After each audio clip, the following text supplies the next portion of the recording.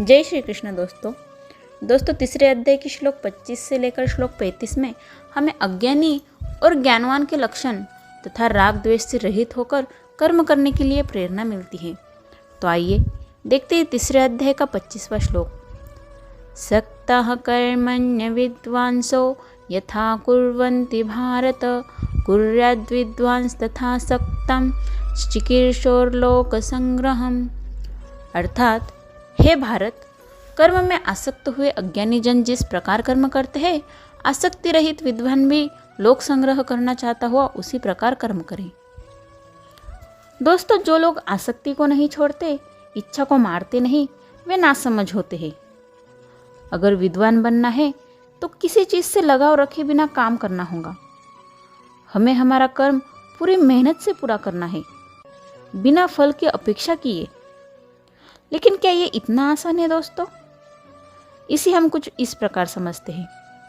अगर आप कोई एक काम अपनी मेहनत से पूरी लगन लगाकर कर रहे हो, लेकिन उसमें मेहनत आप 30-40% ही कर रहे हो और बाकी के 60-70% तो आप कर्म के फल के बारे में सोचते हुए उसी में सारी मेहनत लगा रहे हो, तो ऐसे में तो ना काम पूरा होगा ना उसका फल मिलेगा।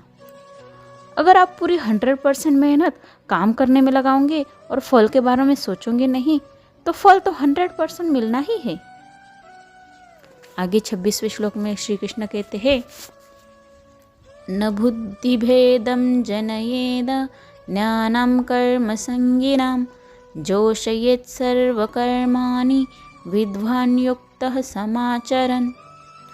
अर्थात परमात्मा के स्वरूप में अटल स्थित हुए ज्ञानी पुरुष को चाहिए कि वह शास्त्र विहित कर्मों में आसक्ति वाले अज्ञानियों के बुद्धि में भ्रम अर्थात कर्मों में अश्रद्धा उत्पन्न न करे, किंतु स्वयं शास्त्र विहित समस्त कर्म भली भांति करता हुआ उनसे भी वैसे ही करवाए।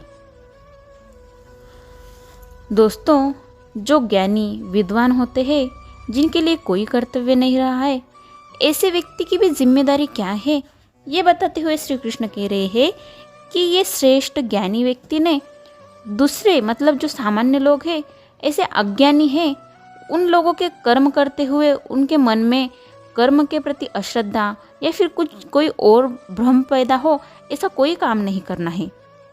ये विद्वानों को चाहिए कि वे सामान्य लोगों के सामने ऐसा उदाहरण या फिर ऐसा प्रभाव डाले कि जिससे लोग अपना कर्म करने में प्रेरित हो। दोस्तों, अगर ये साधु सन्यासी लोग जो होते हैं, वे भी अन्य लोगों से कहेंगे कि वे भी सन्यास ले ले, साधु बन जाए, तो ऐसे तो ये दुनिया चल ही नहीं पाएंगी। अगर ऐसा होता दोस्तों, तो कृष्ण भी तो अर्जुन को उसकी दुविधा से निकलकर सन्यास ले लेने कहते।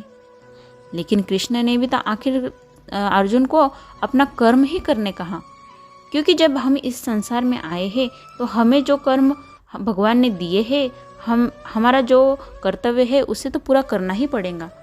इसका जो परिणाम है अथवा इसका जो हल है वो सन्यास लेना बिल्कुल भी नहीं है दोस्तों, आज के लिए इतना ही। आप मेरे चैनल भक्तिविद पूनम को सब्सक्राइब कर लीजिए। मिलते हैं कल सुबह 6 बजे नई वीडियो में नई श्लोक के साथ।